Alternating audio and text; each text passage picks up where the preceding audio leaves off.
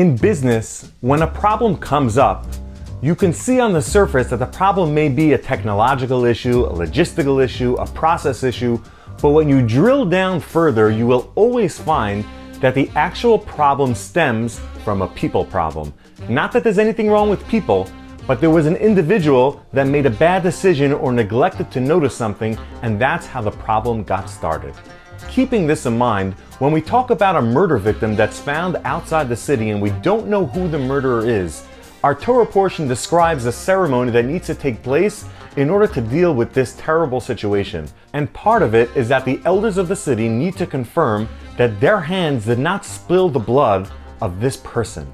Now the obvious question is, why would the elders of the city be on the usual suspect list of somebody that committed murder? I mean, I'm all for a good plot twist, but this doesn't sound logical.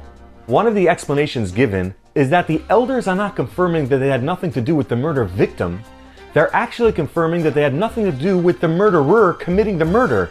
Because as we explained, that when the murderer may have been in their city, maybe they neglected to care for this person, or they didn't look out for his well-being, and maybe they said something wrong to him, and therefore they need to confirm that they did everything they can as a community to make sure that this person was cared for, and they had nothing to do with the eventual step that this person took by committing murder. And this is something we need to keep in mind, especially when we're dealing with people that we don't know, is that one action that we do, or perhaps we neglect somebody, or we say something wrong, or we say a kind word, every single thing that we do can be that small step that brings somebody down the path of either getting themselves in a more compromised situation, or on the positive side, helping them with that one step make another good decision and another good decision and leading them down a better path.